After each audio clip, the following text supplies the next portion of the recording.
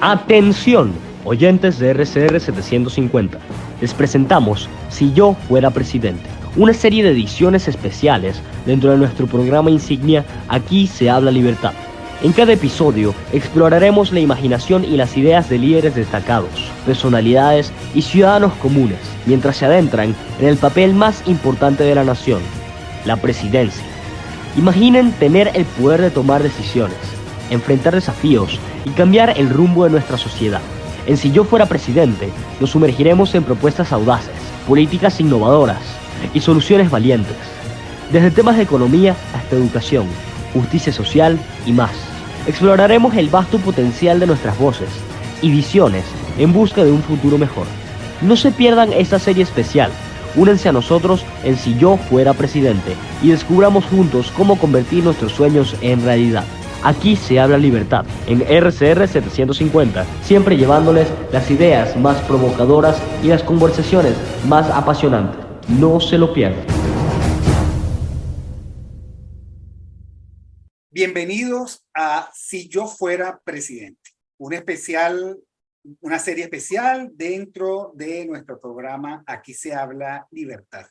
Esta es la segunda edición de un ciclo de programas dedicados a demostrar que la reflexión sobre Venezuela también está presente en los ciudadanos. Gracias a todos los que se conectan por rcr750.com. Le damos una muy especial bienvenida a Eric del Búfalo, @ecabúfalo en Twitter, filósofo, escritor y profesor universitario. Nos pueden seguir a todos por las redes sociales, @rcr750, al profesor del Búfalo ya dijimos, @ecabúfalo, en mi caso, @bjmc. Gracias a todos los que nos buscan por la señal de TuneIn de Radio Caracas Radio, y también un fuerte abrazo a la comunidad del chat de YouTube en nuestro canal RCR750 en vivo. Por favor, suscríbanse a nuestro canal de YouTube y denle like. Gracias a Jaime Nestares en la dirección general de la estación, a Catherine Manzano en la gerencia de producción y en la producción de este programa, a Julio Pinto en los controles y a Génesis Rodríguez en la producción de contenido. Bueno, bienvenido, profesor Eric del Búfalo. Muchas gracias. Te voy a plantear qué es lo que estamos pasando. Es como un juego de roles, ¿no, Eric? Bienvenido. Sí, me imagino. Ajá. Bueno, eres el presidente constitucional de Venezuela. La situación del país es muy complicada. Un país lleno de problemas, pobreza, colapso de las clases medias, un gobierno con las finanzas muy comprometidas, un país sobre el que pesan sanciones internacionales, el sistema de seguridad social devastado, escuelas cerradas, hospitales en muy malas condiciones, universidades públicas sin poder abrir sus puertas o, digamos, abriéndolas con mucha dificultad, fuerzas armadas totalmente quebrantadas institucionalmente. O sea, esto es lo más parecido a un país fallido. La coalición que sostiene tu gobierno es muy frágil, pero debes tomar decisiones, entendiendo que tomar decisiones significa priorizar y entender que no hay recursos para todas las cosas. Y además hay limitación de tiempo porque nadie ha hablado de perpetuidad en el poder. Bueno, dicho esto, y por supuesto con toda la libertad que nos caracteriza, ¿cuáles serían las 3 prioridades con las que comenzaría la acción de tu gobierno? Bienvenido, profesor Eric del Búfalo. Muchas gracias, Víctor. Qué bueno verte después ya de un tiempo que no nos veíamos, y bueno, saludos a tu audiencia y a todos quienes nos escuchan. Voy a empezar por lo anterior, que es ¿qué pasó antes de yo ser presidente si hubiera yo llegado? Porque mucha gente se imagina que uno llega presidente como de un país como llega presidente de junta de condominio, ¿no? Uno llega como vecino, y lo llaman y lo convoca y empieza un proceso. En el caso de la política no es así. Cuando uno llega presidente ya la mitad del camino está hecho. Es decir, ya hubo pactos, ya hubo negociaciones, ya hubo acuerdos, ya se tomaron medidas, ¿verdad?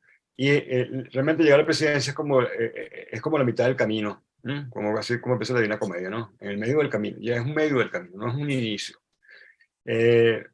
¿Por qué? Porque si no, un gobierno duraría 24 horas.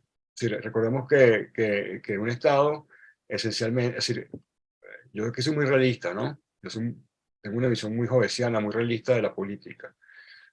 Realmente el Estado no es un bien, es un mal menor. Y como lo plantea Hobbes, como un demonio, como Leviatán, es como la contención de la guerra civil. O sea, un Estado bien formado es aquel que está conteniendo el hecho de la violencia de todos contra todos.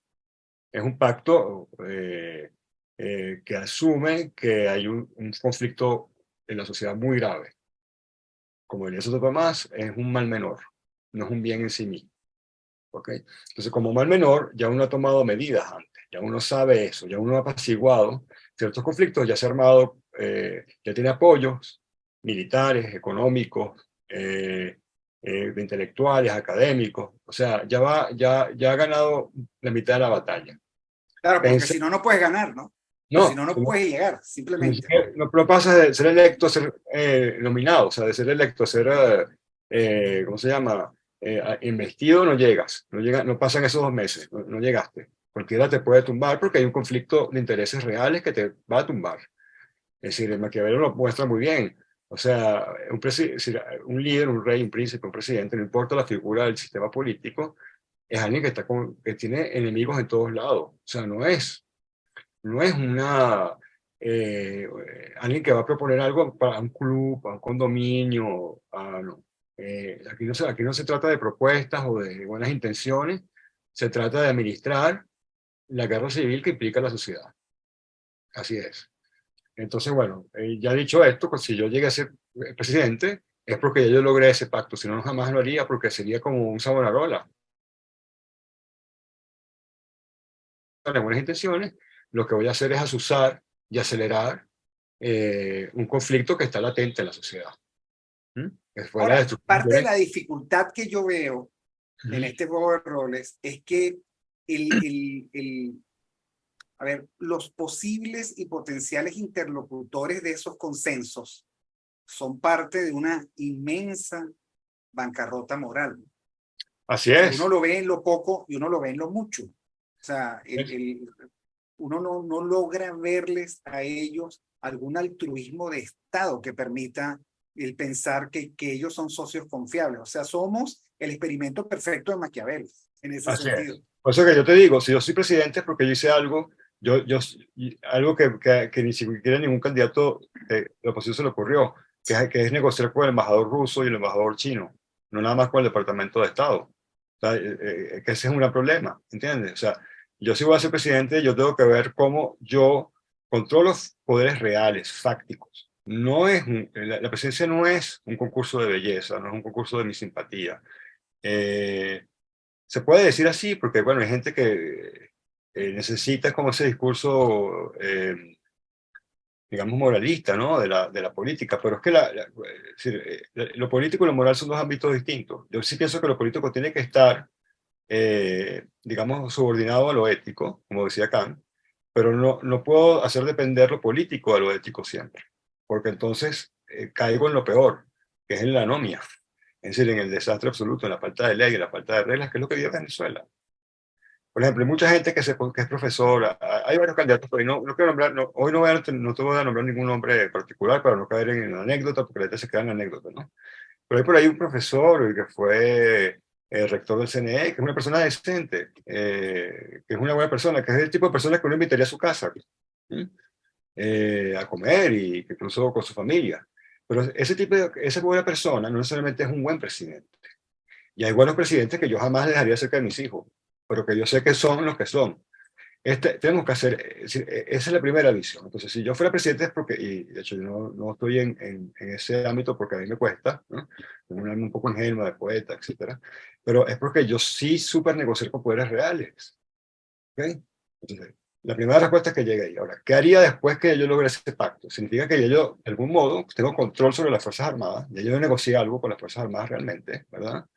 Tengo algunos grupos económicos que van a apoyar, ¿verdad?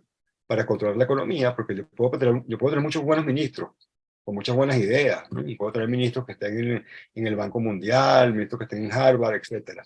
Pero si no tengo contacto real con los empresarios o los que manejan el capital nacional e internacional, me pueden fregar por ahí. O sea, me pueden negar créditos, o no van a invertir, o no van a dar dinero, me explico. Y Venezuela necesita lo primero que necesita Venezuela es, uno, estabilidad, y dos, un mega flujo de inversiones muy grande. Venezuela está quebrada. estaba viendo una lista de los países más pobres del mundo, estamos entre Zimbabue y Sudán. O sea, la gente no entiende qué significa eso. Estamos entre lo peor, lo más pobre de lo más pobre. Es decir, claro, como la gente ve algunos Ferraris en la Mercedes o ve muchas Nutellas por ahí, piensa que estamos, no, pero Venezuela es un Claro, país. y allá también habrá Ferraris en sus Claro, claro, burbujas. claro, por Ok, supuesto, o por sea, para supuesto. imaginarnos, o sea, nosotros siempre nos ha parecido que los otros son más miserables, más pobres, Sí. el menos comprensibles, pero es que nosotros, de acuerdo a los rankings, estamos alcanzando a Haití, Y, compartiendo ay, habitación con lo más pobre de África. y cuidado que si desde el punto de vista individual, un maestro haitiano no está mejor que un maestro venezolano. O sea, depende también en qué contexto está. Entonces, hay capas de la sociedad venezolana que realmente están en una situación subhumana, de verdad, infrahumana y insoportablemente, sí, es insoportable que eso se mantenga. Entonces, bueno, esa es mi primera respuesta, pero ahora vamos a escuchar tú que eres un Claro, gran a ver, abogado. hay un conjunto, o sea, la primera reflexión es que si yo fuera presidente, entonces yo tendría que haber negociado con los poderes fácticos. Claro, con los Esto chinos, no con los es, rusos y con los americanos, no solamente con el esto no es Departamento de un Estado. cuento para niños, sino que yo tengo que identificar los poderes fácticos. Los poderes Exactamente. fácticos del extranjero son efectivamente las potencias que en este momento están compitiendo por la hegemonía mundial. Ujú, China, Rusia y Estados Unidos. Y ujú, por supuesto sus ámbitos, sus satélites, etc. ujú. Eso en primer lugar. En segundo lugar, yo tengo que negociar mi permanencia y afianzar mi legitimidad en los poderes fácticos locales. Y esos Así es. son la Fuerza Armada, En primer los lugar, empresarios y comerciantes, y bueno, por supuesto, digamos que los generadores de opinión, que y por también, supuesto son los que han desmadrado este país siempre, ¿no? O sea, y son los bueno, que ponen y quitan. en el caso de Venezuela no, porque ya no existe, pero si estuviéramos en una situación normal también con la fuerza, con los sindicatos y las fuerzas sindicales, porque me podrían también hacer una manifestación a los 20 minutos, yo estoy en el poder y, claro, el problema es que ahorita no hay realmente fuerza trabajadora organizada, porque eso fue lo primero, de las primeras cosas que destruyó el chavismo, pues, evidentemente. Entonces, por lo menos con esa fuerza, ya yo negocié, ya yo tengo una agenda, pero una agenda de buenas intenciones, es lo que la gente tiene que entender. Ya yo tengo un contrato, digámoslo así, moral, con esos intereses. Si no es imposible hacer algo. No solamente mantenerme yo en el poder, sino poder tener poder de apalancamiento para poder tener estabilidad institucional, ¿verdad? Poder de represión contra aquellos criminales que quieran tumbarme, legítimamente. Si no tengo el monopolio de la violencia del Estado, no soy presidente de nada, ¿verdad? Ahí lo vimos con Perú, con esta señora que duró ¿cuánto? Creo unas 2 semanas, ¿no? Sí, sí, sí. Bueno, entonces, que terminó presa. Entonces, no puede ser así. Y también tengo que haber negociado con poderes geopolíticos los tres, porque sí, yo no me puedo volver, algo que pasó en Venezuela que es muy patético, es el peligro, si yo no sé negociar como un ajedrecista cuáles son realmente los poderes fácticos, y yo simplemente me acoplo a uno, yo dependo de eso. Si toda la oposición venezolana se acopló al Departamento de Estado, a la agenda del Departamento de Estado pensando que eran los mismos intereses que Venezuela, y los mismos, sobre todo los mismos tiempos, y no, sin saber además que Estados Unidos también está teniendo una crisis institucional gravísima, ¿ok? Que hay un Estado muy profundo, que hay otros intereses también oscuros, pero eso es otro tema, otra discusión. Se acopló bueno, pensando bien en ellos, pensando que se acoplaron aunque eso no existe en política, pero esto es puramente hipotético, por ingenuidad, ¿no? Y no por intereses crematísticos, ¿no? Eso no puede ser, yo tengo que haber negociado con Pero Estados cada Unidos. día descartamos más la ingenuidad y cada día descubrimos más intereses tematísticos. Sí, la Eso ingenuidad forma en parte de política la es una decepción hipótesis acumulada. teórica. Exactamente, es una pura hipótesis teórica, porque eso no, prácticamente es muy raro que exista alguien que esté político y sea ingenuo. Eso no llega. Eh, Ahora, en el marco de estos compromisos, que son compromisos con los poderes fácticos, ¿cuáles serían tus prioridades de acción? Porque claro, los poderes fácticos tienen como contraparte a una población empobrecida, pero con muchísimas expectativas. ¿Qué les prometiste tú a la gente que esperas cumplir en los primeros tiempos? bueno, yo creo que sin dar cifras así como hacen algunos candidatos que son demasiado absurdos y populistas, de regalar $200, o sea, eso no se puede, porque no hay con qué. ¿Ok? Pero sí, es evidente que si yo logré ese acuerdo, inmediatamente el primer día ya hay una estabilidad distinta. Y ya sobre todo hay una capacidad de promesa. porque además recordemos otra cosa, Venezuela es un país maula, Venezuela le debe a todo el mundo, hasta a sus propios aliados. Entonces, si uno empieza a pagar cosas, puede empezar a pedir grandes créditos, porque Venezuela va a tener que endeudarse muchísimo, va a tener que pedir no solamente inversiones privadas, sino también de organismos multilaterales. La última vez que hicimos los cálculos estaba entre 70.000 y 80.000 millones de dólares, ahorita a lo mejor es más, ¿ok? Anuales, para que dentro de 10 años haya más o menos un nivel de vida más o menos parejo como el resto de Latinoamérica. Pero inmediatamente ya al mes, cuando cambia el ambiente, cuando hay mayor institucionalidad, sí se puede mejorar ciertos valores, ciertos factores macroeconómicos que inmediatamente hacen que el nivel de vida suba, ¿verdad? Eso sería lo menos preocupante, porque la población se sentiría inmediatamente, no importa que si una vez que salen estos señores con este estado criminal, inmediatamente ya hay mayor paz, tranquilidad y mayor bienestar también material.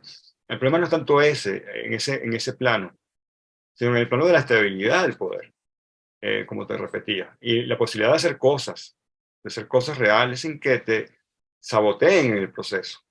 O sea que uno tendría que por lo menos haber negociado lo suficientemente bien para tener 2 años más o menos de espacio para poder aplicar lo que haya que aplicar. ¿Me explico? Desde el punto de vista económico, desde el punto de vista social y militar. En el caso de Venezuela es militar, y es una de las primeras cosas que yo haría. Uno no puede gobernar con nuestras Fuerzas Armadas. No solamente porque están descompuestas, porque el chavismo las descompuso como Fuerza Armada, ahorita son una fuerza partisana, son una milicia, ¿verdad?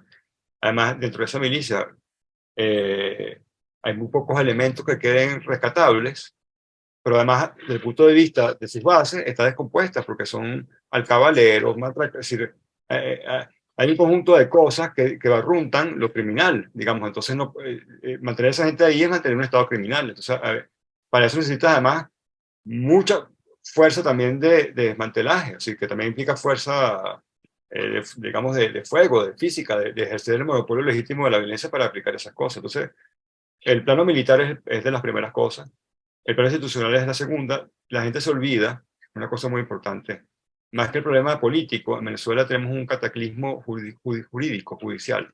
En Venezuela no hay tribunales. Es decir, desde la Corte Suprema de Justicia hasta el Tribunal de Juez de Paz de cualquier alcaldía está absolutamente descompuesto, se intervenido. Entonces, no, eso es muy complicado. Dos. Además, con una mala práctica, que es la práctica de la venganza como sustituto de la justicia y del vengador como sustituto del juez. Y eso va a querer facilitado las redes sociales. Exactamente, y eso va a querer pasar y eso hay que contenerlo. Porque eso inmediatamente puede volcar cosas en un estado anómico igual que fue lo que hizo el chavismo exactamente con eso, ¿no? Venga usted de los adecos. Entonces, siempre hemos dicho que la justicia retardaba, ahora hay una justicia súbita que no es justicia. Sí, es arbitrariedad. Sumaria, ¿no? Exactamente. De fusilarte en la calle, pues ahorita con otros métodos, pero sí. Entonces, fíjate que todo lo que estoy hablando implica que de algún modo, algo que la gente no dice, que ningún candidato dice lamentablemente, que esta constitución no puede seguir, en primer lugar porque ya está suspendida de facto, es falsa. O sea, yo no puedo aplicar algo que ya fue distorsionado y que más bien mantiene la distorsión. Ahí había varias posibilidades, ¿no? Desde el punto de vista jurídico. Reconocer la constitución anterior es muy complejo porque esta constitución se votó y hay jurisprudencia, tanto que el poder soberano del pueblo se manifestó y la apoyó, pero si no se podía decir, ser presidente implica, por eso que te iba a decir, como implica también un cambio constitucional, implica limpiar, quitar cosas, agilizar el Estado, implica también que si uno llega a presidente, no puede llegar a presidente solo, tiene que tener una gran fuerza política en el Parlamento y también para modificar las Fuerzas Armadas, modificar los tribunales y tener una fuerza militar y policial que permita lo que llaman los americanos el empoderamiento de eso, ¿no? Es decir, ahora, hay unas triquiñuelas que son típicas de este sistema político. Sí. Y es que la elección presidencial se va a dar y un año después se va a dar la elección parlamentaria. Por lo tanto, además son capaces de convocar a elecciones presidenciales, por decir algo, en agosto, y que ese presidente sea un presidente cuya fase de presidente electo puede durar 8 meses. Por eso te digo, 6 meses. Sí. en el caso de Venezuela, es que no hemos insistido. Lo que yo te hablé es de casos en cualquier país. Pero en el caso de Venezuela, el presidente que llega ahorita es un presidente de transición. ¿Y en No qué es, consiste la transición para ti? O sea, cuál es la magnitud de la transición que puede intentar un presidente de la transición en estas circunstancias? tiene que refundar el Estado que ya no existe. O sea, el Estado ahorita no es Estado, es mero gobierno partisano. Es decir, es una tropa que llegó ahí y se apoderó. Tienes que refundar la república. Si eso no se entiende, no estamos hablando de ciencia ficción. Entonces, el presidente que hay ahorita es el presidente de transición y ya con una gran fuerza política, moral, social y militar. Y eso debe que haberlo construido mucho antes y en silencio y con discreción antes de llegar al poder. Y por supuesto, ¿no? Si no es que te vas a juramentar presidente en una placita con un poco de traidores detrás de ti que lo primero que van a hacer es sabotear tu... Sí, evidentemente que no es así, yo estoy hablando de otra cosa, pues, ¿no? Entonces ya tenías que haber consolidado el poder realmente antes de llegar. En el caso de Venezuela, si no consolidaste el poder de algún modo antes de llegar a la presidencia, no tiene sentido llegar a la presidencia. Porque ¿qué es lo que puede pasar? Hay un escenario que la gente puede, supongamos que Maduro pierda la elección y gane uno de estos, cualquiera de estos candidatos. ¿Qué va a hacer? No puede hacer nada. O sea, si es que está llegando así, a menos que hayan hecho todo eso que yo he dicho, como debe ser, no lo sepamos, ¿ok? Porque además nadie debería saberlo, ¿no? O sea, es algo que es tras bastidores. Pero supongamos que no lo hayan hecho, ¿qué va a pasar? Va a ser preso inmediatamente de la hidra, ¿verdad? Que es ahorita, digámoslo así, el Estado chavista. Entonces no va a poder hacer nada, más bien va a ser muy fácilmente quemado. ¿Mm? Y va a hacer que vuelva otra vez con más fuerza, ¿verdad? Legitimadora, incluso elementos peores que Maduro. Entonces, es una situación delicada. Por eso te digo, hay cosas que se pueden decir generalmente desde el punto de vista político para llegar al poder, pero en el caso de Venezuela, además eso hay que extremarlo. Hay que extremarlo, hay que elevarlo como, no al cuadrado, sino al cubo. Porque la situación en Venezuela, como tú bien decías, es casi la de un Estado fallido. Entonces, no es un Estado fallido justamente porque aún mantiene un Estado autoritario. Es decir, pero a mayor autoritarismo, se idea que el Estado sea realmente destartalado más. Entonces, esa es la realidad. Lo demás es ficción. Por eso que yo no entiendo cómo hay gente que se presta al proceso eh, electoral como si el cargo mismo fuera el poder. El cargo no es el poder. Eso es, Allí hay algo interesante. Una cosa es que te den el cargo y otra cosa es que te den el poder. claro, Según Eric del Búfalo, hilar el poder es una condición para que te den el cargo y no al revés. así es, así es. Es porque tú Y por supiste lo llegar al tanto, poder que ya tenías el cargo. cualquier pretensión de llegar al poder supone que ya, mucho tiempo antes, tengas por lo menos el hilo y la aguja, ¿no? O sea, Así es. si tú no eres capaz de hilar, no hay nada que hacer. Y el de edad para que si no terminas sangrando ahí, exactamente. Exactamente. Todo, exactamente. Entonces, bueno, eso es muy bien lo has resumido. Muy bien lo has resumido.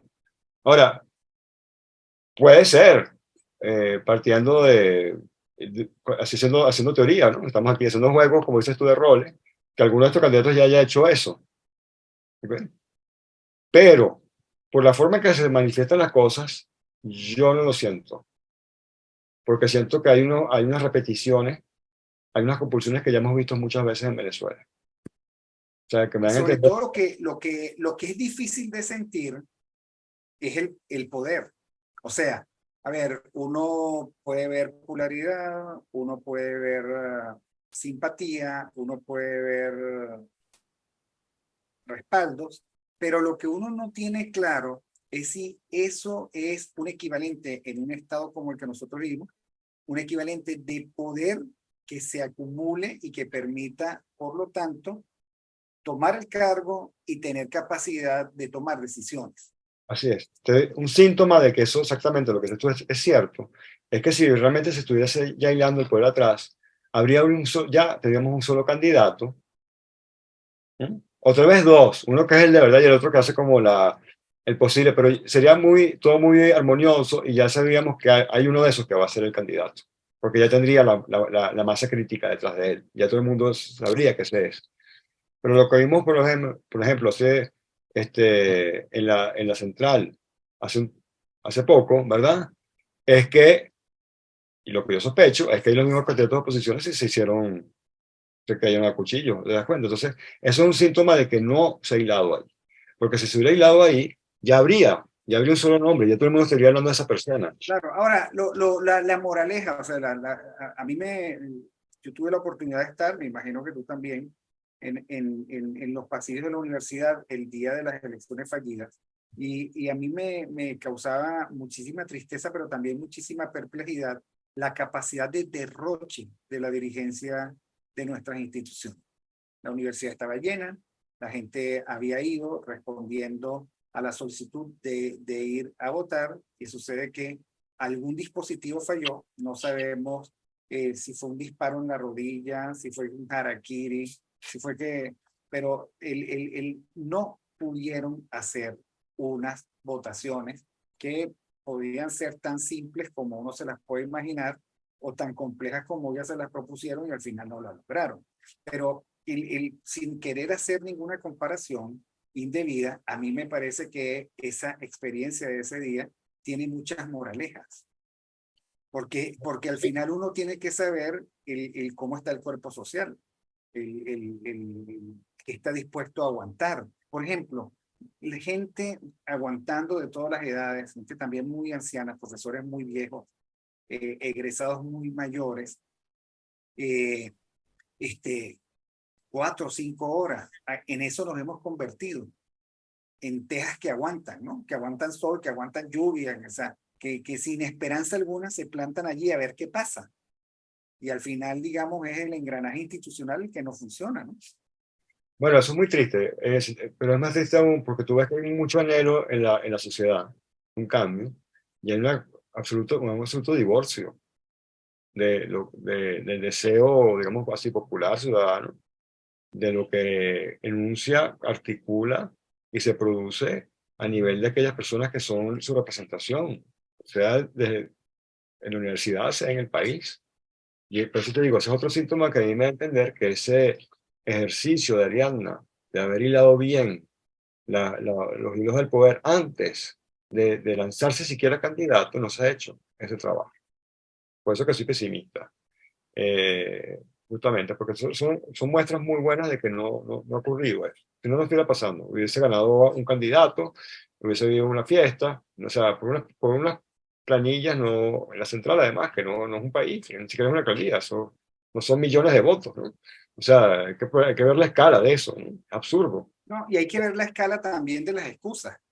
Yo estaba en una fila y me decían, se mojaron las planillas. Yo decía, pero bueno, ¿a quién se le ocurre poner todas las planillas en un sitio que filtra, no? Pero es que también la herida moral tiene que ver con la perversión de la falta de responsabilidad. Y yo pregunto si eso es una demostración de las sombras de un país ensombrecido o si es un caso fortuito, porque las dos cosas habría que considerarlas.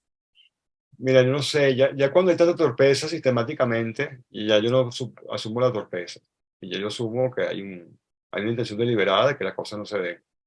Entonces, Sí, una de las cosas que habría que considerar es que este es un país conjurado, o mejor dicho, en donde conspiran contra el país constantemente y nosotros no hemos logrado el identificar cuál es ni la narrativa, ni los mecanismos, ni las formas de la conspiración. Y mientras eso no lo logremos comprender, pues no vamos a poder codificar qué es lo que nos pasa. O sea, no sabemos qué nos pasa. Ahora, yo quisiera pedirle al profesor Heriberto Búfalo, en este segundo episodio de Si yo fuera presidente, que vayamos al corte y regresemos para seguir considerando este tema. Vamos al corte y ya regresamos. Aquí se habla libertad, en RCR 750, siempre llevándoles las ideas más provocadoras y las conversaciones más apasionantes. No se lo pierdan.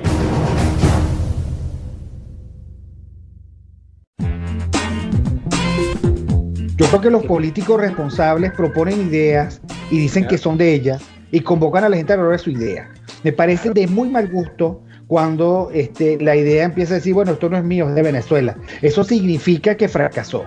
Y entonces le están endosando al país la incapacidad para articular una idea que de suyo desde el principio era una idea y no un curso estratégico. A mí eso me parece de mal gusto. Me parece que el marketing político no da para tanto. Así podemos ver el mantra de Guaidó: cese la usurpación, gobierno de transición y elecciones libres. Él lo abandonó. El G4, que es del cual él es engendro, en representación bonos 2020, el hacer ingeniería financiera, recoger unos reales que no hemos visto de ninguna manera. Aquí se habla libertad con Víctor Maldonado, solo por RCR 750, la radio que se ve.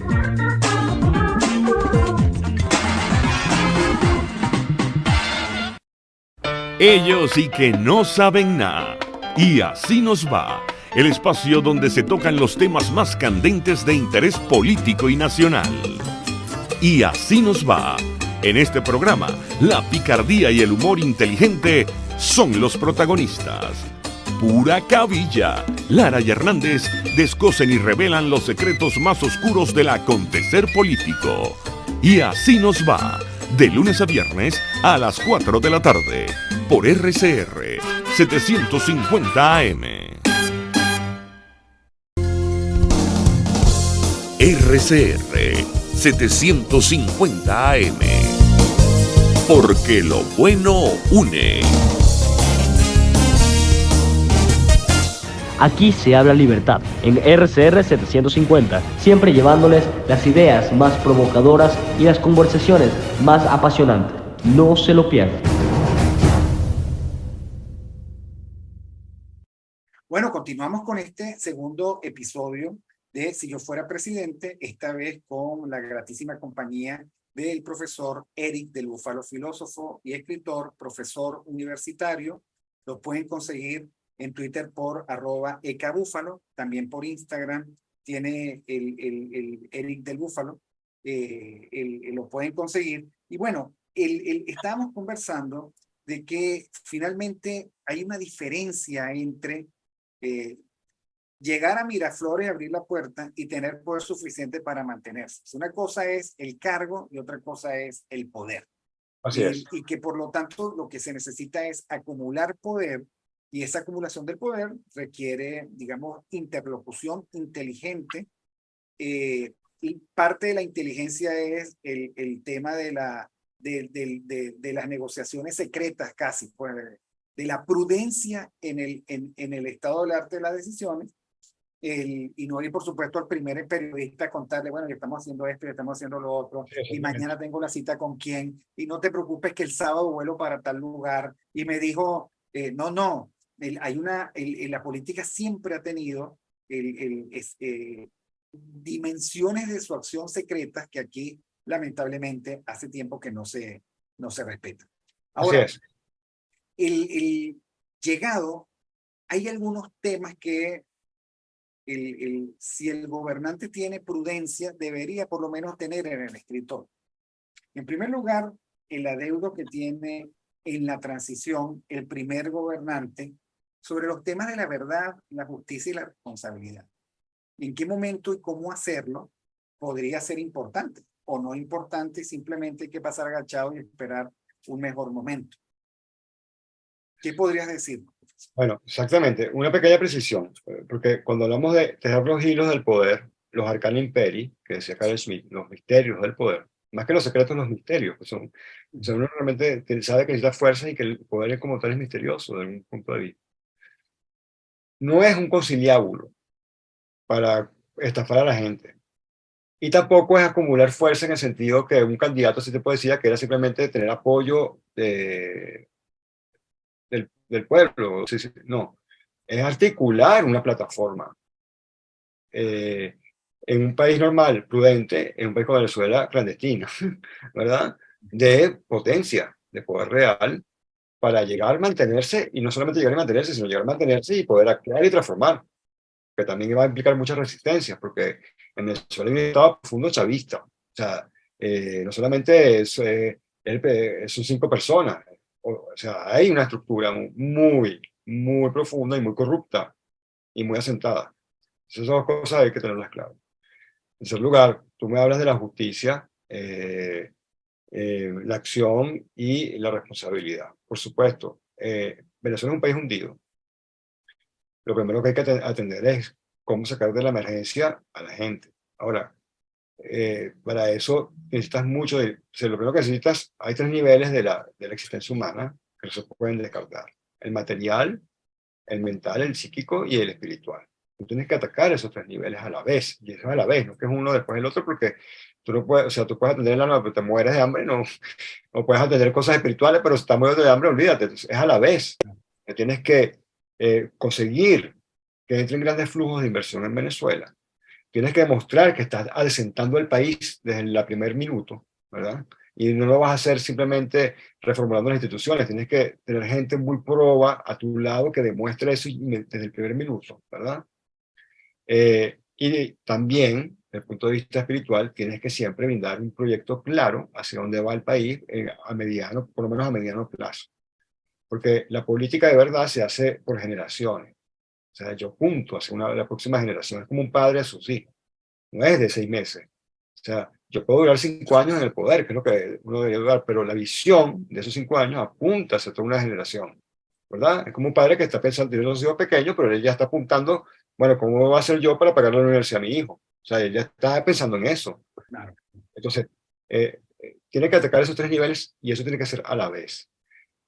Entonces, hay unos candidatos que simplemente creyendo que haciendo promesas baratas de que subiendo el sueldo mínimo o haciendo esto, no, el país tiene que sentirse que realmente resucitó. Yo creo que esa es la palabra. O sea, Venezuela tiene que llegar a alguien que sienta que Venezuela, desde el primer momento, incluso antes de asumir, ya siendo electo, resucitó, revivió. Va a Y ser la un país resurrección otro. es una resurrección emocional y porque empieza a conseguir algunos resultados, o sea, alguna ruta, ¿no? Yo siempre me he imaginado a Moisés señalando una ruta, ¿no? Pero lidiando con los problemas de todos los días.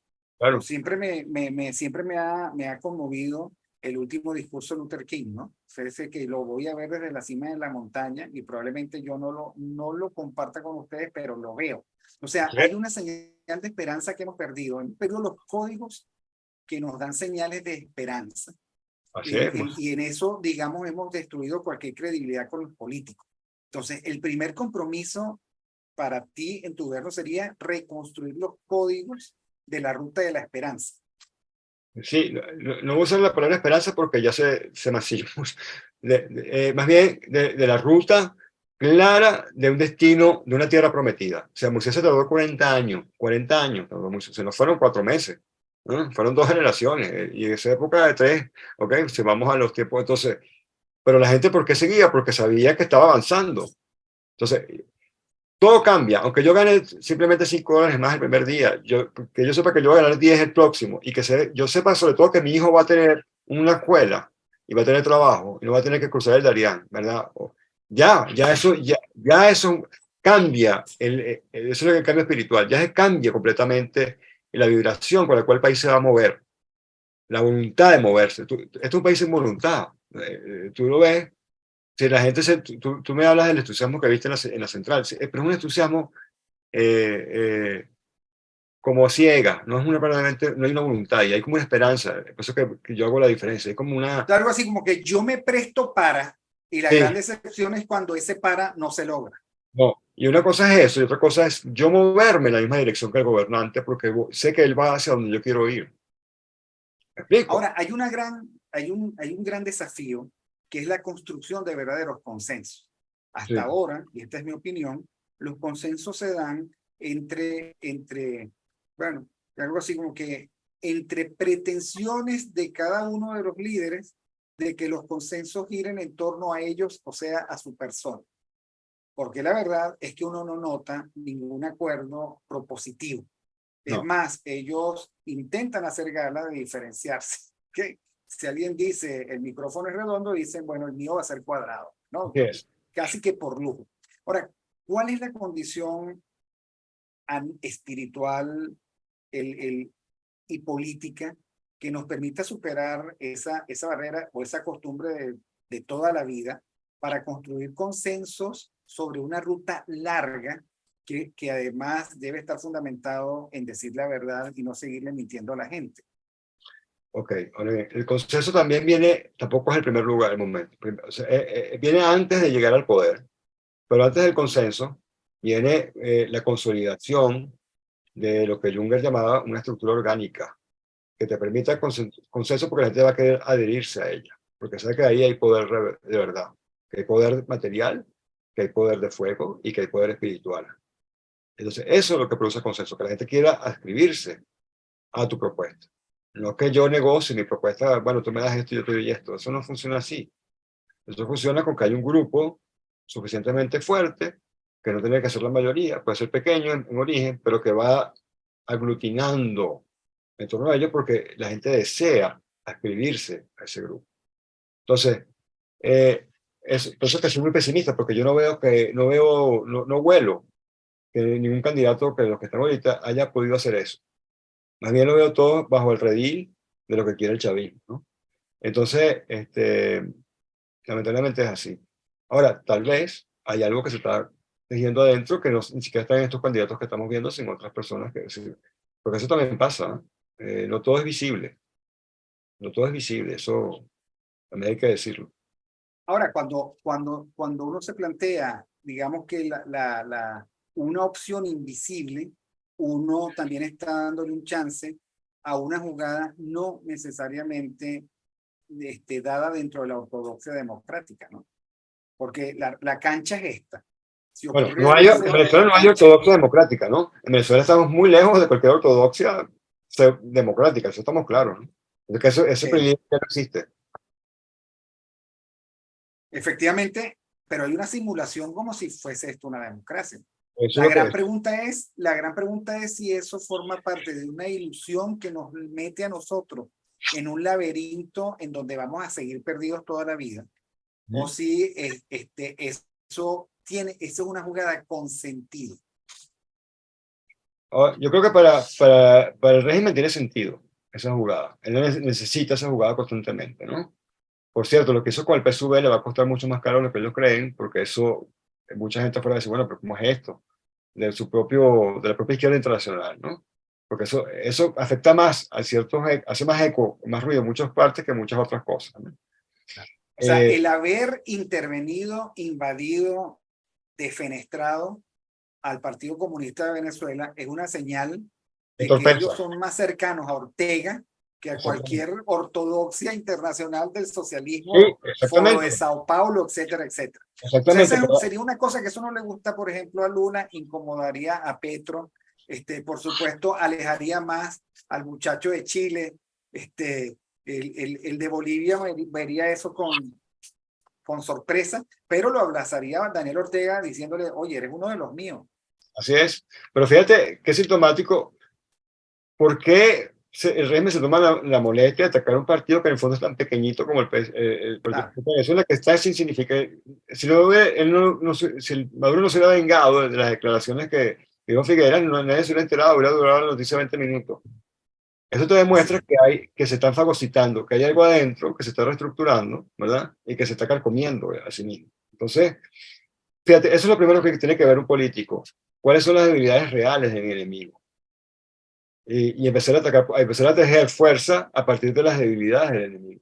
Yo no veo ningún candidato, yo lo que veo es el chavismo que siempre se ha aprovechado de debilidades vamos a llamar también fuerzas democráticas para darle un nombre bonito todavía, pero no veo lo contrario, lo cual es muy mal síntoma. Porque, ahora, tú has venido hablando de poder y asomas en esta última intervención que poder es sobre todo conocer al otro e identificar cuáles son los flancos frágiles para poder atacarlo. ¿Qué otros atributos de ese poder que necesitamos debería tener un candidato para poder tener algún grado de éxito? Tiene que tener sentido de la oportunidad. O sea, sentido de la oportunidad no solamente es cuándo hablar, qué no hablar, qué decir, qué no decir, ¿verdad? Tiene que tener también gran sentido de negociación, pero cuando yo hablo de negociación, es realmente negociación, o sea, poder, por ejemplo, llegar al embajador chino y decirle, mire, no se preocupe, O sea, yo sé que usted apoya a esta gente, pero esta gente es maula. Yo le prometo que los 100.000 millones de dólares que le debe, se lo pagamos de aquí a 5 años, y si no se lo vamos a pagar completo, se lo pagamos permitiendo inversiones. Tienes que negociar así. No puedes decir, ay, los chinos son malucos y los rusos son feos. No puede. O sea, un presidente no puede hacerse lujo. No tiene derecho, porque eso No tenemos cómo, no tenemos fuerza para eso. Además, no tiene derecho, o sea, no tiene derecho de poner sus creencias morales sobre la laicidad completa, de la vida completa de un país. Tiene que saber realmente dónde está parado, para decirlo en criollo. ¿Ok? Tiene que saber que es mucho más fácil que llegue al poder no siendo un personajillo triste de un funcionario de segunda del Departamento de Estado, porque ni siquiera es directamente sino de, o sea, Guaidó manejaba gente de tercer rango, o sea, ya te habla muy mal, sino que tiene que ser alguien que sepa moverse en la esfera internacional si quiere ser respetado. O sea, un país tiene que hacerse respetar, si no, no es nada. Y sobre todo en la esfera internacional no hay lástima. Es despiadado, ¿ok? No hay lástima, los estados no tienen sentimiento. Entonces, se ha aprovechado todo el mundo porque nos hemos dejado aprovecharlo, y hay que decir la verdad. No, o sea, hay que tener a alguien, realmente son un grupo de personas, que sepa sentarse con los americanos, por supuesto, ¿no? Porque está en la esfera de influencia, pero con los chinos y con los rusos, y saber llegar y entender cómo mantener los tres contentos y que los tres te apoyen, porque a los chinos les vas a pagar, a los rusos no les vas a sabotear sus planes, y a los americanos vas a prometerles que van a tener su Venezuela otra vez más o menos dentro de su esfera. Entonces, o por lo menos le vas a vender mucho petróleo a los precios que ellos quieren porque lo necesitan además. Entonces, eso, yo no me imagino ningún líder de la oposición que haya hecho este trabajo. Para hablar de una tontería, porque eso ni siquiera es lo más difícil, eso no es más, de las Es cosas que más ni siquiera salen. O sea, los líderes de la oposición, si tú ves, digamos, la nómina de principales de los que están compitiendo, están mucho en la esfera doméstica y nada en la esfera de las relaciones internacionales de verdad. Eso no significa que no den declaraciones a la sucursal de Venezuela en Miami, como sea. Pero uno no nota, digamos, ni vocación ni discurso de Estado desde el punto de vista de las relaciones internacionales, y eso les niega el poder que necesitan a la hora de una transición. O sea, lo que uno no consigue es suficientes elementos como para creer que ellos han concebido una transición. Y si no conciben una transición, ¿a qué juegan? Eso sí no te lo puedo responder, porque no tengo la menor idea. Yo no entiendo. Hay candidatos que realmente me desconciertan porque contradicen más de una década de un propio discurso por una jugada que no es clara, ¿no? Eso se puede ver a presiones en su propio partido, se puede ver a presiones del Departamento de Estado, que es peor todavía, o que decir, a otros intereses, o sea, están siendo usados por otros intereses más fuertes que ellos, pues. Eso me preocupa más. Entonces, pero eso no te lo puedo responder porque no lo sé. En todo caso, eso no funciona, así no sirve, porque patear calles, saludar viejitas, todo eso está bien, porque necesita cierto apoyo, pero eso llega después.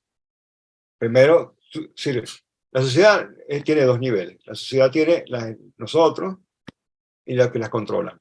Y el político tiene que saber eso. O sea, no podemos quedarnos a muela. Yo lo digo porque como no soy candidato a nada, lo puedo decir. Okay, si yo fuera candidato a algo, no podría hablar así. Pero eso es la verdad. Un político tiene que saber manejarse con las élites y manejarse con las masas. Y no puede confundir el discurso. O sea, no puede creer que lo que le dice las masas es lo que le va a decir a las élites. Y por eso se cree que lo que le va a decir a las élites es lo que le dice a las masas. Ahora, tiene que saber coordinar esos dos intereses. Después, coordinar los intereses dentro de las élites que a veces están compitiendo entre ellas mismas. Y después tiene que además también consolidar los intereses dentro de las masas que también no siempre están en la misma dirección, ¿verdad? Porque algunos quieren pagar más impuestos, pero otros quieren pagar menos impuestos. Entonces, por ejemplo, para ponerte un ejemplo tonto, entonces tiene que saber negociar. Es un gran malabarista, un político. No es una bella persona que tiene bellas propuestas al país. Esa es la peor imagen de político. O sea, yo no me imagino nada más alejado de la política real desde Babilonia hasta nuestros días que eso. No importa el sistema político. Uno no se imagina un político cuya primera decisión sea voy a aumentar el salario a los jubilados. Es que ni siquiera imaginemos un país imaginemos a Hello Kitty que va a ser presidente de las comiquitas. O sea, es que ni siquiera en el reino de Hello Kitty funcionaría así. Tendría que leer Maquiavelo, Hello Kitty, si quisiera ser presidenta. ¿Entiendes? Es lo que te quiero decir. Entonces, yo no veo que haya síntomas, ni signos, ni aire de que eso se esté dando, por lo menos en la superficie. Y eso, lo que sí veo es otra cosa, que yo no digo que en sí misma es esperanzadora, porque te puede llevarnos a un cataclismo también más grave, pero sí veo que hay una gran descomposición dentro de la esfera chavista. Es decir, el hecho que ellos hayan liquidado a todo el grupo del Alzheimer, que es un gran peso, pero que eso ya todavía lo puedo entender, pero que además estén atacando al Partido Comunista, eso ya me dice, bueno, ¿qué pasa aquí? Esto no tiene sentido. O sea, si un grupo hegemónicamente fuerte no hace eso. O sea, O no lo hace así, no lo hace así. No lo hace así, lo hace por debajo. O máximo lo hubiera insultado por el presidente y se acabó. Pero así no. O sea, eso significa que hay miedos profundos de que hay cosas que están tambaleando adentro. Claro, eso no significa inmediatamente que eso va a llevar a la esperanza, porque eso puede llevar a que hay gente incluso peor que está adentro suma la cosa, ¿no? Pero explica que hay mucha debilidad.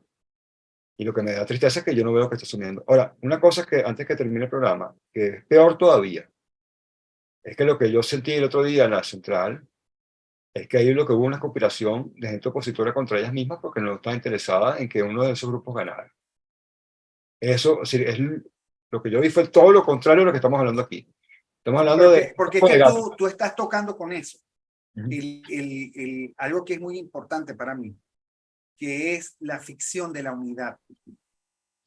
O sea, nosotros tratamos a grupos en pugna como si fuesen grupos comprometidos con la unidad. Claro. Y eso nos hace muchísimo daño. Porque no vemos que, por ejemplo, llegada la tarde y habiéndose postergada la elección, o sea, que mostró, digamos, no pudimos. Algunos dijeron, el régimen tiene la culpa, el régimen intervino en eso. Entonces, es muy fácil decir, los de la acera del frente son siempre los culpables. Y yo en ese momento escribí, miren, mientras nosotros no veamos nuestras sombras, ni siquiera vamos a poder pensar en caracterizar las sombras del otro. Porque a mí no logro yo entender cómo el régimen pueda tener la última palabra cuando las autoridades universitarias son las que son, el comité electoral es el que es, los candidatos son los que son, la población universitaria es la que es. O sea, no me parecía, y sin embargo, ese no asumir la responsabilidad y jugar mutuamente al chivo expiatorio, al culpable siempre, nos hace mucho daño porque se vuelven espectrales las jugadas. Víctor, si yo agarro un saco de papas y yo meto dentro de ese saco de papas 5 gatos, yo puedo decir, mira, que están unidos, porque los tengo todos juntos. Pero esos gatos entonces se están matando entre sí. Esto no es una unidad. Eso es lo que pasa. Y yo lo que pasó en la central fue la lucha de los gatos uniéndose entre sí. Ahí no hay unidad, no hay estructura. Por eso te digo, yo sospecho que estamos muy lejos de haber hilado todo ese poder necesario, esa plataforma necesaria para lanzarse al poder. Creo que estamos muy lejos de eso. Claro, y a eso se dañó, porque yo pensaba, bueno, el que podía ganar ese día va a estar expuesto a 15 días, 20 días más de elecciones. Eso no es así, eso no funciona. No. Eso cambia completamente. Eso es algo así como que la meta de este maratón es esta. Córreme la que yo voy a llegar, pero necesito más tiempo. O sea, eso todavía quiebra más la ficción democrática. Yo te digo incluso más, yo creo que hay gente dentro de ese sistema que se odia más entre sí que lo que odian al chavismo. Estoy convencido de eso. O sea, hay gente dentro de la oposición que odia a ciertos candidatos más de lo que odia a personajes del chavismo. Estoy seguro. Ahora, eso es como tratar de recoger vino nuevo en odres viejos. Se rompe. O sea, yo creo que esa maravillosa parábola del Evangelio está presente. Esos odios mellizales que se hacen presentes, que ya no se disimulan, que están en las redes sociales, en los medios de comunicación, que tiene voceros tan duros, esos odios no son como echar vino bueno en odres viejos, están rotos. Así es. Allí no hay forma de acumular poder. Tú lo sabes mejor que yo, eso tiene un nombre en teoría política, ¿no? El bonapartismo. Napoleón III fue el presidente que se más odiado, pero como todos se odiaban más entre sí que a Napoleón III lo dejaron ahí. ¿Entiendes? O sea, es lo que te quiero decir. Entonces, eso es lo que está pasando. O sea, hay tanto, no solamente odios emocionales, sino que hay intereses. Porque todavía hay gente que está pensando, yo llego al poder, entonces meto a mis amigos aquí. Están pensando como la peor de los adecos, pues, ¿no? O sea, entonces, así no, y el chavismo lo sabe y yo creo que el país lo sabe también. Entonces, todo el mundo lo sabe. Entonces, es muy patético el espectáculo. Por eso yo pienso que estamos muy lejos de ver por ese lado, ¿no? Por ese lado. Yo veo más bien soluciones de orden de vista fáctico, de orden de vista de cambios, de cataclismo, de sistemas que pasan y quizás hay otras fuerzas que se están moviendo que no estamos viendo. Quizás yo no tengo la menor idea, pero ¿por qué no? Ahora, no quiero cerrar el programa sin preguntarte a ti, que que eres profesor. ¿Cómo crees tú que se puede resolver el problema de la educación del país? Que por supuesto yo creo que es un pacto generacional, pero ¿por dónde comenzamos?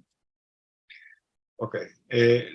Bueno, no hay educación, así como no hay tribunales, realmente no hay educación. Si los niños en las escuelas públicas están viendo una vez a la semana a clase, Sí. es un simulacro de educación. Están engañando a la gente, eso no es educación. Hay que reestructurar, no solamente, lo bueno de educación básica es que todavía hay material humano para reconstruirlo, a diferencia de la educación universitaria que sí se fue en desbandada. Pero había que reestructurar, había que hacer un plan serio primero, dignificación del maestro. Se no puede dejar que el maestro se vaya, ¿no? O sea, un maestro no puede tener 8 trabajos o 10 trabajos y dar clase. Perdón, se me fue el gato. Gato negro, ese gato negro porque es secreto. Gato de brujo. Entonces, bueno, no puede. Pero no es tanto el problema de subir sueldos o no. Los pensos los destruyeron. El chavismo destruyó los pensos. Entonces, hay que hacer un trabajo, pero ahí yo no siento que haya tanto problema porque eso sí es política pública pura. Son gente que sepa llegar ahí, reestructurar, negociar con los profesores, una salida, de invertir en las escuelas, reestructurar los pensas, es decir, eso sí se puede cambiar rápidamente. La educación en el sentido más amplio, la educación, la cultura del país, sí se puede tomar un poco más de tiempo, pero por eso te digo, ahí sí tiene que haber un liderazgo que tenga una gran fuerza moral y espiritual. Porque no es tanto educar a un niño, eso no es tan difícil. Un niño, sea un joven, un niño está abierto, es una esponja al aprendizaje y puede. Pero todos los vicios, todos los falsas ideas que acumulamos, no solamente desde el chavismo, yo te digo desde antes, yo creo que el chavismo llega por ya una acumulación de falsas premisas y ideas muy desastrosas de lo que es el Estado, como un derecho y que el petróleo como un derecho y la gótica del petróleo mía, ¿no? O sea, eso tiene ya tiempo, entonces toda esa cultura rentística, de depredación, incluso antes, más allá, incluso antes de la cultura rentística hay una cultura que es peor, que es de la alcabala, el cabalero, ¿no? Bueno, tú pasas... Sí, la cultura del guapo y el apoyado y con Sí, plata. que viene de la colonia, entonces eso cuesta mucho más y para eso se necesita mucha, no solamente voluntad política, sino muchas cargas realmente de estadistas. Bueno, y fíjate, no quiero nombrar al diablo aquí en ese caso, pero eso fue lo que hicieron los chinos. Y eso es lo que hizo Putin. O sea, Putin cuando cayó la Unión Soviética y cayeron en la gran corrupción de la época de Yeltsin, a su modo, pero ya que estoy de acuerdo, pero a su modo hizo eso. Los chinos hicieron eso. Entonces, Orbán en Hungría hizo eso. O sea, es algo así. Yo estoy hablando lo que hace falta es un gran nivel de estadista, o sea, de una mente brillantemente estadista con un equipo realmente estadista, no tecnocrático. Ojo, no es lo mismo. Yo puedo tener 3 doctorados en finanzas, pero si no tengo mente de estadista, eso va a quedar en papel. ¿Me explico? O sea, realmente aplicar eso, y eso implica muchas cosas. Implica gran poder, gran voluntad, gran poder moral y poder de fuego también. Es así. Bueno, queda un minuto para una reflexión final, Eric, de esta época que vivimos. Miren, estamos en una época muy complicada, no solamente en Venezuela. Eso también es algo que no tocamos aquí. Pero estamos en una época muy complicada, lo que ya hemos llamado Occidente hasta ahora, que es un poco el mundo surgido de los romanos y los griegos y del cristianismo, pero administrados por lo que podemos llamar la angloesfera, que viene de la Segunda Guerra Mundial, está en recesión, o sea, está en contracción. Hay un declive y hay un cambio en el mundo muy grande. Eso, pero también para un país como Venezuela, ¿verdad? Que está cerca de Brasil, que está cerca de un BRIC, por ejemplo, o sea, podría saber moverse. Y paradójicamente, eso le parece muy enigmático a la gente. El gran caos que ahorita el mundo puede ser más bien una palanca para que Venezuela salga más rápido de la crisis si sabe moverse en varios escenarios a la vez, de manera brillante e inteligente. Falta que haya esa astucia, esa inteligencia geopolítica para poder sacar al país adelante. Yo creo que los recursos pueden estar, los recursos humanos pueden estar, pero hay que tener la visión para lograr llegar ahí. Bueno, Entonces, muchísimas gracias, profesor Eric de a Lúfalo. ti. Muchísimas gracias por esta conversación. Eric de Lúfalo, @EKBúfalo, filósofo, escritor, profesor universitario, en este segundo episodio de Si yo fuera presidente. Gracias, Víctor. Bueno, muchísimas gracias. Gracias a Jaime Nestares en la dirección general de la estación, a Catherine Manzano en la gerencia de producción en la producción de este programa, a Julio Pinto en los controles y Génesis Rodríguez en la producción de contenido. Nos veremos la próxima oportunidad. Muchísimas gracias. Atención, oyentes de RCR 750. Les presentamos Si yo fuera presidente, una serie de ediciones especiales dentro de nuestro programa insignia Aquí se habla libertad. En cada episodio exploraremos la imaginación y las ideas de líderes destacados, personalidades y ciudadanos comunes, mientras se adentran en el papel más importante de la nación, la presidencia. Imaginen tener el poder de tomar decisiones, enfrentar desafíos y cambiar el rumbo de nuestra sociedad. En Si yo fuera presidente, nos sumergiremos en propuestas audaces, políticas innovadoras y soluciones valientes, desde temas de economía hasta educación, justicia social y más. Exploraremos el vasto potencial de nuestras voces y visiones en busca de un futuro mejor. No se pierdan esta serie especial. Únanse a nosotros en Si yo fuera presidente y descubramos juntos cómo convertir nuestros sueños en realidad. Aquí se habla libertad, en RCR 750, siempre llevándoles las ideas más provocadoras y las conversaciones más apasionantes. No se lo pierdan.